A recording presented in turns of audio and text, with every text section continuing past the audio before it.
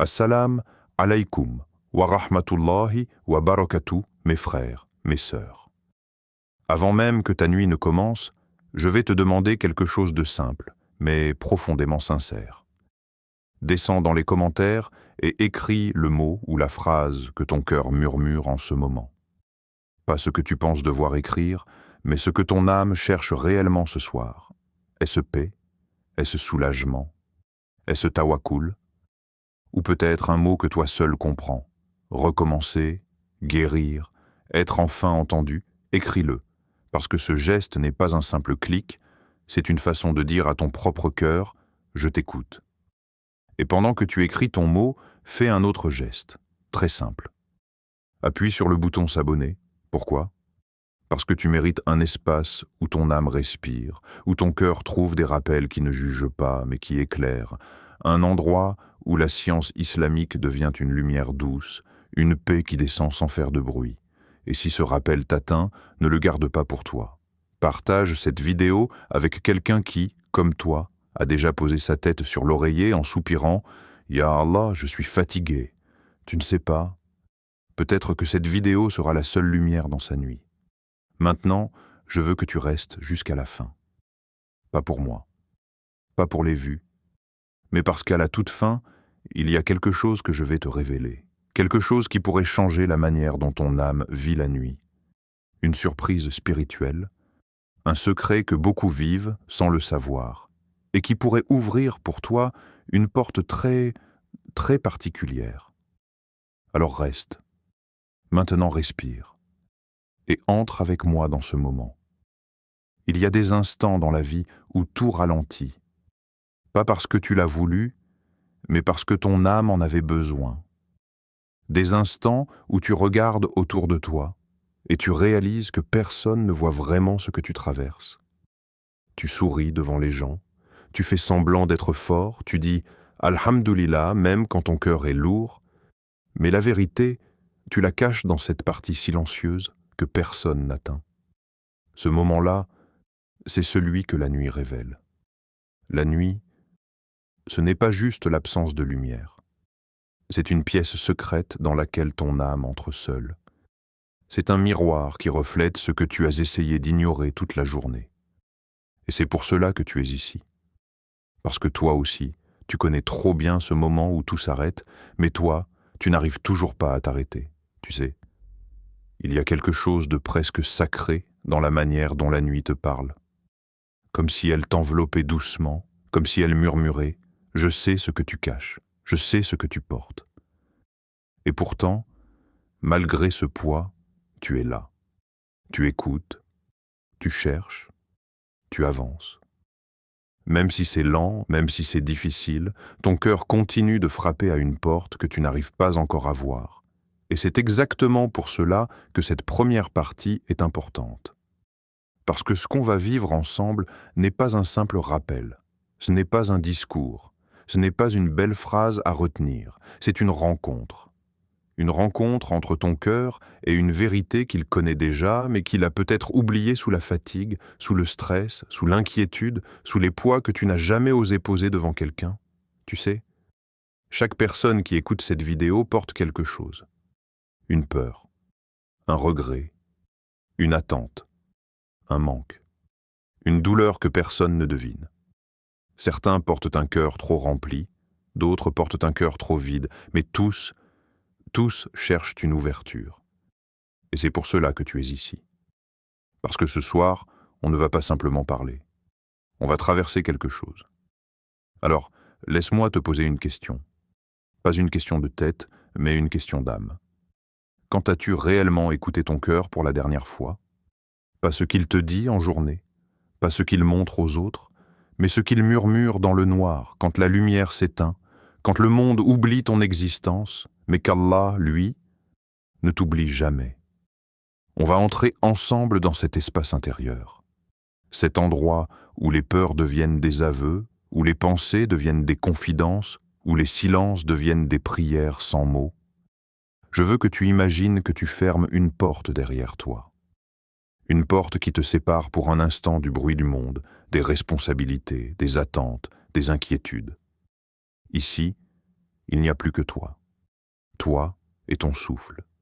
Toi et tes battements de cœur. Toi et celui qui t'a créé. Et dans cette obscurité douce, j'aimerais que tu te rappelles quelque chose. Ton âme sait où aller. Même lorsque toi, tu ne sais plus quoi faire. Même lorsque ton esprit se fatigue. Même lorsque ta poitrine se serre. Ce soir, on va lui permettre de s'exprimer. On va lui redonner de l'air. On va lui rappeler une lumière qu'elle connaissait depuis toujours. Le dhikr du soir dont je vais te parler n'est pas une formule magique, ni un rituel mystérieux, ni une porte secrète d'un monde caché. C'est autre chose. C'est plus profond, plus humain, plus spirituel. C'est un retour. Un retour à celui qui ouvre les chemins quand toi, tu ne vois plus rien devant. Un retour à celui qui connaît l'état de ton cœur, même quand tu ne trouves pas les mots. Un retour à celui qui peut transformer une nuit lourde en un apaisement invisible, mais réel. Et avant même d'aller plus loin dans ce voyage, j'ai une dernière chose à te dire pour cette partie. Reste jusqu'à la fin. Parce que ce que tu vas entendre plus tard, ce n'est pas une simple information, c'est une clé. Et peut-être que c'est exactement la clé que ton cœur cherchait depuis des mois. Prépare-toi. On entre maintenant dans ce que ton âme attend depuis longtemps. Il existe un moment mystérieux, un moment que personne ne peut vraiment expliquer. Un moment que tu ne choisis pas, mais qui te choisit. Ce moment commence toujours de la même manière. La maison s'apaise, les pièces se taisent, les voix s'effacent, et le monde extérieur se retire comme une vague qui retourne doucement vers la mer. Ce moment, tu le connais trop bien. C'est là que tout se calme. Mais toi, tu ne calmes pas. C'est étrange, n'est-ce pas? Tu peux passer toute une journée à courir, à parler, à rire, à te concentrer, à faire semblant même, mais quand la nuit tombe, ton âme réclame son droit. Tu t'allonges, tu changes d'oreiller, tu modifies ta position, tu fermes les yeux, 1 seconde, 2 secondes, et quelque chose en toi se met à remuer. Des pensées que tu croyais avoir laissées derrière, des inquiétudes que tu avais réussi à oublier pendant quelques heures, des souvenirs qui ressurgissent sans être invités. Tout revient comme si la nuit avait signé un pacte secret avec ce que tu caches en toi. Le jour, tu peux échapper aux pensées. Mais la nuit, elles te retrouvent.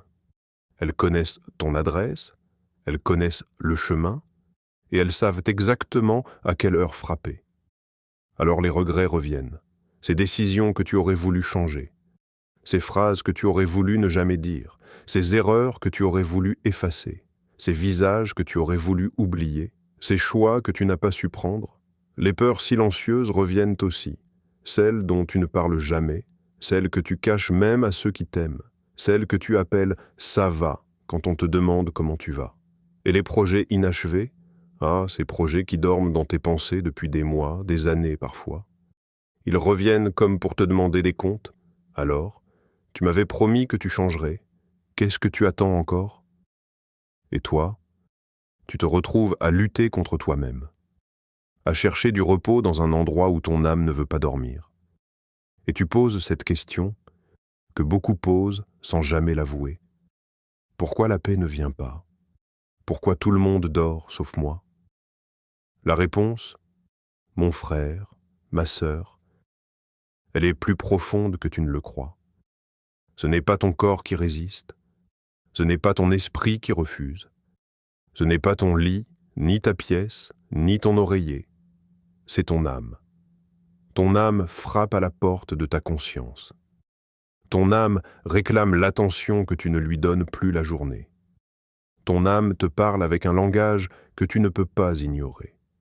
Un battement plus fort, un souffle plus court, une lourdeur dans la poitrine, une tension que tu n'arrives pas à nommer. Ce n'est pas de la fatigue, ce n'est pas de l'insomnie, c'est un appel. Un appel de quelque chose en toi qui veut être entendu. Un appel d'une partie de toi que tu as laissée sans soin, sans lumière, sans paix. Et si tu es ici, en train d'écouter ces mots, c'est que tu as compris quelque chose que beaucoup n'osent pas affronter. La nuit n'est pas ton ennemi. Elle est le lieu où ton âme ose enfin dire ce qu'elle n'a pas réussi à dire ailleurs. Beaucoup pensent que le repos arrive quand le corps se fatigue, que l'épuisement physique va naturellement donner la paix. Mais tu l'as déjà vécu. Tu peux être épuisé, lessivé, vidé, et pourtant incapable de trouver le sommeil. Parce que la paix n'est pas un réflexe du corps, ce n'est pas une réaction automatique, ce n'est pas quelque chose que l'on trouve en éteignant la lumière. La paix véritable commence bien avant. Elle commence dans un lieu que la médecine ne peut pas toucher, un lieu que les mots ne décrivent pas vraiment, le cœur. Ce cœur qui bat sans relâche. Ce cœur qui a encaissé tant de choses. Ce cœur qui porte les cicatrices que personne ne voit, c'est lui qui cherche la paix. La nuit révèle quelque chose que le jour cache, notre vulnérabilité. Le jour, tu joues un rôle. Tu tiens debout, tu souris, tu avances, tu caches, tu accumules, tu encaisses, tu portes. Mais la nuit ne respecte aucun masque.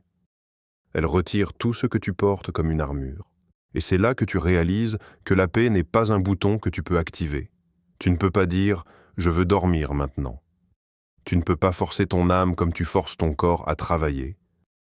La paix descend quand tu te rappelles une vérité simple et immense. Tu n'es jamais seul.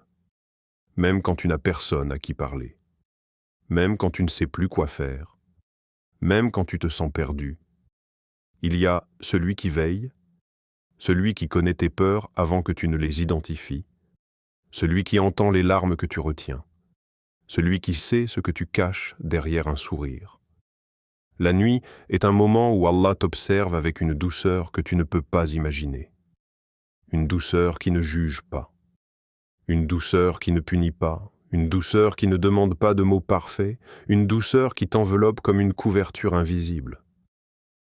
Tu sais pourquoi la nuit est si intense ? Parce que c'est le seul moment où tu n'es plus distrait. Le seul moment où tu n'as pas de bruit autour. Le seul moment où ton âme a la liberté de parler. Et c'est souvent là que tu ressens une sensation étrange. Tu sens que tu peux lâcher prise.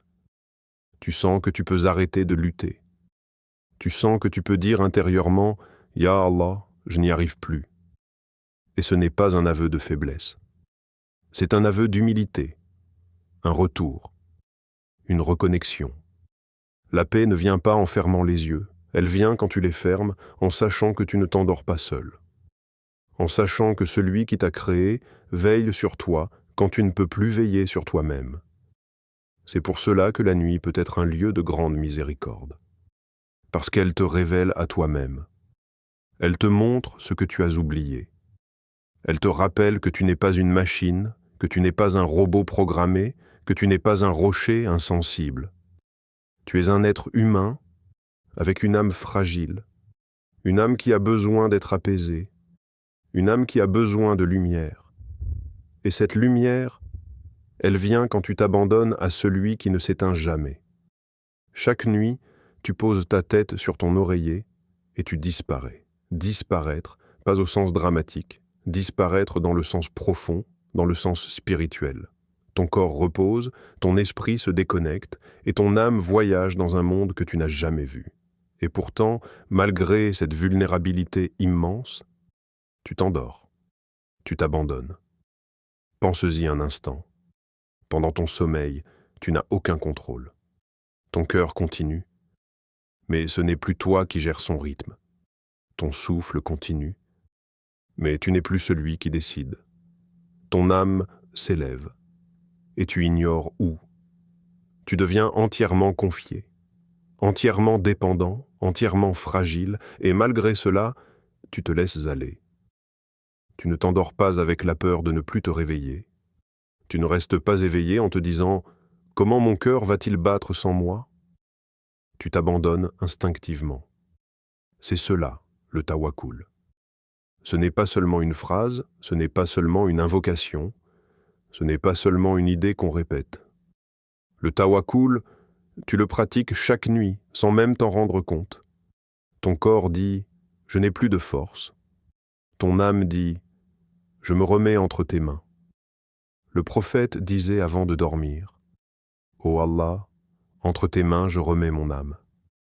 Ce n'était pas une formule, c'était une vérité.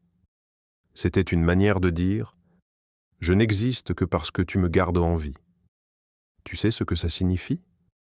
Ça signifie qu'à chaque fois que tu t'endors, tu prouves que ta foi est déjà en toi, même si tu ne t'en rends pas compte, même si tu ne récites rien, même si tu ne dis pas un mot. Le simple fait que tu t'endormes, que tu lâches le contrôle, que tu acceptes de disparaître un moment, est une preuve de confiance. Une preuve que ton âme sait déjà ce que ta langue ne dit pas. Et chaque matin, quand tes yeux s'ouvrent, tu ne réalises pas la scène spirituelle que tu viens de vivre. Ton réveil n'est pas ce qui t'a réveillé. Tes yeux ne se sont pas ouverts parce que tu as un corps fonctionnel. Tu t'es réveillé parce qu'Allah a rendu ton âme à ton corps. Parce qu'il a dit à ton souffle « continue ». Parce qu'il a dit à ton cœur « bats encore ». Parce qu'il a dit à ta vie « ce n'est pas terminé pour toi ». Chaque réveil est un décret, un choix divin, un renouvellement, une mission confirmée. Sans que tu le réalises, chaque nuit prouve que tu fais confiance à Allah. Chaque matin prouve qu'Allah te choisit encore. Et c'est pour cela que le dhikr du soir n'est pas un simple rituel. C'est une conversation entre ton âme et celui qui la possède. Une conversation que tu vis même quand tu dors. Parce que ton sommeil lui-même dit « Ya Allah, je me remets entièrement à toi ». Il y a une scène silencieuse qui se joue chaque matin. Une scène à laquelle tu assistes sans jamais la voir. Une scène tellement subtile, tellement gigantesque, tellement merveilleuse qu'on finit par ne plus y penser. Tu crois que c'est ton réveil qui te tire du sommeil. Tu crois que c'est ton corps qui décide d'ouvrir les yeux. Tu crois que c'est ton cerveau qui dit « il est l'heure ». Mais la vérité est bien plus grande que ce que tu imagines. Chaque matin est un décret, un choix, une décision divine qui te concerne toi, uniquement toi, précisément toi. Lorsque tu dors, ton âme est retenue par Allah, entre les mains de celui qui ne dort jamais, et quand tu ouvres les yeux, ce n'est pas un réflexe biologique, ce n'est pas une routine, ce n'est pas un simple mécanisme naturel.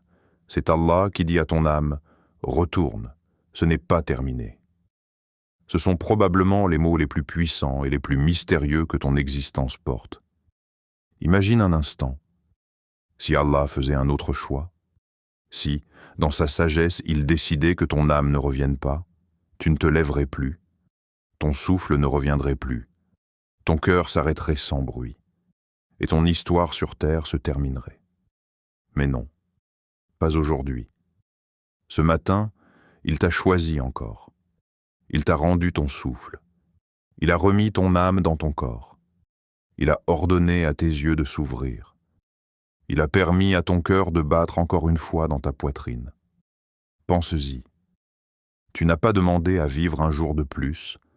Tu n'as pas négocié. Tu n'as pas supplié. Tu n'as pas rempli un formulaire pour continuer ton histoire. Tu dormais. Et pendant que tu étais absent de toi-même, pendant que ton esprit était ailleurs, pendant que ton corps reposait, Allah, lui, écrivait pour toi un nouveau chapitre. Le matin n'est pas une répétition. Le matin est une mission renouvelée. Quand tu te réveilles, tu es un être choisi. Choisi parmi des millions qui ne se réveilleront pas ce jour-là. Choisi pour vivre, pour apprendre, pour te rapprocher, pour aimer, pour pardonner, pour changer, pour te purifier, pour traverser une nouvelle portion de ton destin. Et si tu réalises cela, alors ton réveil n'est plus banal. Il devient une annonce, une lettre céleste glissée dans ton cœur sans que tu t'en rendes compte. Chaque matin est un message d'Allah. Ton histoire n'est pas finie. Je ne t'ai pas oublié. Je t'ai donné encore une chance. Il y a encore quelque chose pour toi. Lève-toi. La miséricorde t'attend dehors. Si seulement tu pouvais mesurer la profondeur de ce geste, tu comprendrais que ton réveil est un cadeau, un appel, une preuve, une miséricorde quotidienne. Il y a une manière d'entrer dans la nuit, une manière différente de celle que tu connais, une manière que les âmes sensibles reconnaissent, que les cœurs blessés recherchent, que les croyants expérimentent parfois sans le comprendre. Ce soir, tu ne vas pas juste dormir. Tu vas entrer dans la nuit d'Allah, une nuit que lui a créée pour toi, pour ton repos physique, mais aussi et surtout pour ton repos intérieur. Et pour entrer dans cette nuit comme un invité d'Allah, il y a 3 gestes simples. 3 gestes qui transforment la nuit en un sanctuaire. 3 gestes qui changent la vibration de ton cœur. 1. Fais ton wudu lentement. Ne te précipite pas. L'eau n'est pas un simple liquide fait pour nettoyer la peau. L'eau est une miséricorde vivante, un symbole, une purification, une caresse divine sur ton âme fatiguée. Lorsque tu approches tes mains de l'eau, ne le fais pas comme tu te laves habituellement. Approche-les comme si tu approchais une lumière, comme si chaque goutte portait un secret, comme si chaque fraîcheur était un soulagement envoyé du ciel, quand l'eau touche ton visage. Imagine que tu nettoies d'eau les traces de ta journée, les pensées lourdes, les regards qui t'ont blessé, les paroles qui t'ont pesé. Quand l'eau glisse sur tes mains, imagine que tu libères les erreurs, les gestes maladroits, les fautes que tu regrettes en silence. Quand l'eau coule sur tes bras, imagine que tu retires de toi le poids invisible de tes responsabilités. Quand tu poses l'eau sur ta tête, imagine que tu rafraîchis tes idées, que tu nettoies tes pensées, que tu fais place à quelque chose de plus grand que toi. Quand l'eau lave tes pieds, imagine que tu quittes symboliquement tous les chemins difficiles, tous les lieux où tu as trébuché, toutes les directions épuisantes. Ce n'est pas ton corps qui se lave, c'est ton monde intérieur qui respire. Ton wudu devient un renouvellement, un rééquilibrage, une purification lente et profonde, comme un baume posé sur ton cœur. 2. Allonge-toi sur ton côté droit. Ce geste est plus qu'une sunna, c'est une posture spirituelle, une déclaration silencieuse. Se mettre sur le côté droit, ce n'est pas s'affaler, ce n'est pas se jeter dans le lit comme quelqu'un qui fuit sa journée, c'est le contraire. C'est venir devant Allah dans une posture de dignité, de conscience, de calme. Tu t'allonges comme quelqu'un qui dit intérieurement « Ya Allah, je suis venu en ordre, je suis venu avec respect ». C'est une posture où ton cœur n'est pas écrasé, où ton corps est aligné, où ton souffle circule. Tu n'es pas un être qui s'effondre. Tu es un serviteur qui se présente. Tu es un invité qui entre. 3. Prends 3 respirations profondes, 3 seulement. Mais 3 respirations qui ressemblent à 3 renaissances. Respire comme si tu faisais entrer la paix d'Allah dans ta poitrine.